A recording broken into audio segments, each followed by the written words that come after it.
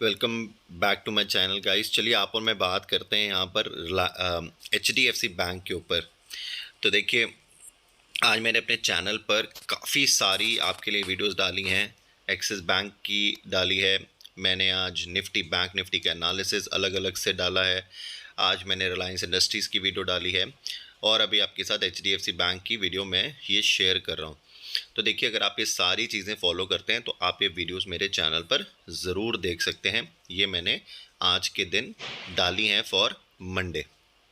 अब हम बात करते हैं यहाँ पर HDFC बैंक की। देखिए, HDFC बैंक की एक और वीक क्लोजिंग लगातार।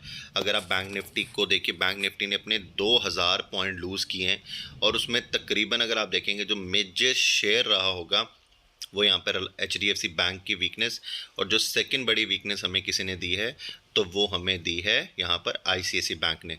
और जब ये इंडेक्स नीचे आता है देखिए, तो कहीं ना कहीं निफ्टी बैंक में 12 स्टॉक्स हैं और इसकी वेटेज उसमें बहुत बड़ी है, तो आपको ऑटोमेटिकली वो नीचे आता दिखेगा। अब इन बैंक्स की वेटेज निफ्टी में भी बहुत बड़ी, तो वो भी इंडेक्स आपको नीचे ही दिखेगा। अब हमारे पास रियल सपोर्ट का बात करते हैं। देखिए, ऑप्शन चेन के डेटे को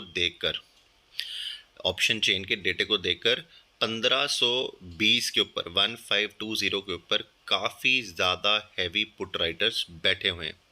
ठीक है, अब अगर ये भी पोजीशन ये HDFC बैंक ने लूज़ कर दी, वो बेशक मंडे करे ट्यूसडे करे, अगर ऐसा हुआ और यहाँ से बाउंस बैक नहीं आया तो ये 1500 भी से भी टूट जाएगा। ठीक है, क्योंकि ये मेजर सपोर्ट का जोन हो गया। ऊपर की साइड पे आपके पास अभी रेजिस्टेंस कहाँ पर है, तो देखिए 1547 के आसपास एक बड़ा रेजिस्टेंस। दैट मीन्स कि अगर आप इसको समझ लें कि 1540 से लेके 1560, अब मार्जिन तो कोई बहुत बड़ा रह नहीं गया, इन सब के ऊपर कॉल राइटिंग भी है। तो यहाँ पर अगर स्टॉक ने इसके ऊपर आकर क्लोजिंग दे दी या इसको तोड़ने की कोशिश करी तो आपको तेज़ी बनती दिख जाएगा। क्यों? क्योंकि फिर ये कॉल राइटर्स के जोन को चैलेंज करेगा और वो कॉल राइटर्स को अपनी अनवाइंडिंग करनी पड़ेगी। तो यहाँ पर आपको तेज़ी बनती दिख सकती है। अब देखिए, मैंने एक वेज बनाया हुआ है यहाँ पर, अगर आप देखेंगे ना, ये फॉलिंग वेज। अब मैं तो इस चैनल को ट्रेड कर रहा था, और क्योंकि देखिए दोनों साइड पे आपको पैसा बन सकता है। अगर ये इसके नीचे फॉल करता तो आप यहाँ पे शॉर्ट कर सकते थे और आपको यहाँ पे बनता दिखता शॉर्ट। आपकी यहाँ पे तेज़ी कब होती, अगर ये 1552 से ऊपर निकल जाता तो यहाँ पर तेज़ी बनती भी दिखती और उसका टारगेट भी ऊपर की तरफ 1580 के आसपास होता। तो अब देखिए, जहाँ से गिरावट आई वहाँ से 15 से 20 रुपये आपको बहुत इजीली दे के गया। अब अगर आप ये भी आप इस वेज को आप भी ऐसे ही ड्रॉ कर लीजिए 5 मिनट्स के चार्ट पे, जैसे मैंने ड्रॉ किया हुआ आपको स्क्रीन पे दिख रहा होगा। मेरे लिए इंपॉर्टेंट क्यों है? क्योंकि मुझे ऐसा लगता है कि मंडे को दिन को अगर यहाँ पे कोई भी आपको फॉल का टाइम दिखा, ये स्टॉक बाउंस बैक करता दिख सकता है। ये इंपॉर्टेंट सपोर्ट का जोन हो सकता है इंट्राडे लेवल्स के लिए। अब किसी के पास पोजीशनल बाइंग पड़ी है और यहाँ पर वो अपने लेवल्स का वेट करे, तो देखिए यहाँ पर इमीडिएट ये लेवल्स आ जाएंगे। तो देखिए, मैं बिल्कुल नहीं कह सकता, क्योंकि यहाँ पर काफ़ी सारी चीज़ें, घटनाएं जब घटती हैं ना स्टॉक मार्केट में, तो उस जब एक बुरी आती, दूसरी आती, तीसरी आती, तो आती ही चली जाती। तो वहाँ पे सीरीज ऑफ इंफॉर्मेशन ऐसे निकलती है कि जहाँ पर वो करेक्शन बनती बनती बनती बनती चली जाती है। ठीक है, तो यहाँ पर अभी अगर आप देखेंगे, पीछे फेड की बात हो रही थी, अब आप डॉलर की वीकनेस की बात कर लो, फिर आप बात कर लो कि आईटी सेक्टर नहीं चलेगा इस चक्कर में, कि जहाँ पर फेड ने इंटरेस्ट रेट हाई करने की बात कर ली। उसके बाद बैंक्स को अपने मार्जिन देखने पड़ेंगे। यहाँ पे एन नंबर ऑफ चीज़ें जो हैं वो ऑटोमेटिकली आपके लिए, अब क्रूड ऑयल की बात हो रही है तो वहाँ पर दिक्कत आ रही कि क्रूड ऑयल तेज हुआ है। तो यहाँ पर मार्केट के लिए, क्योंकि इन सब के इन्वर्स रिलेशन है मार्केट के साथ, ठीक है, तो कहीं ना कहीं यहाँ पर आपको वो प्रेशर बनाती हुई दिख जाती है।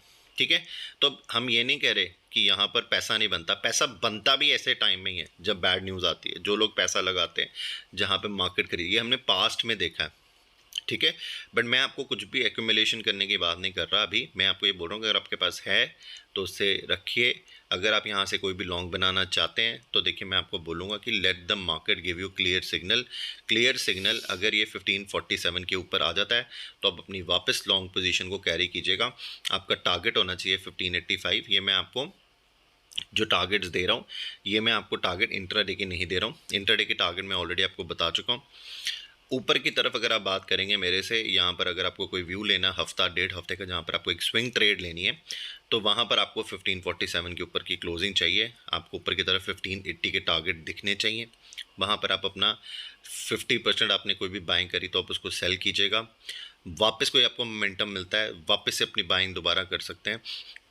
ये जोन क्योंकि एक राइटर्स के जोन है, तेज़ी से नहीं टूटेंगे जैसे मार्केट नीचे आई है, ठीक है, जिस तरीके से मार्केट नीचे आई है। तो यहाँ पर आपको HDFC बैंक के साथ अभी फ़िलहाल मंडे के दिन ऐसे ही ट्रेड करना है जिस तरीके से मैंने आपसे अभी डिस्कशन करी। आई होप कि आपको ये वीडियो पसंद आई होगी। अभी तक आपने मेरे एनालिसिस को बिल्कुल अप्रिशिएट किया है तो देखिए, अगर अप्रिशिएट किया है तो अगर आपने चैनल सब्सक्राइब नहीं करते आप लोग तो देखिए प्लीज़ चैनल ज़रूर सब्सक्राइब कीजिए, क्योंकि डेटा जब मेरे पास आता है तो 70% लोग जो मेरी वीडियोस देखते हैं मेरा चैनल सब्सक्राइब नहीं कर रहे।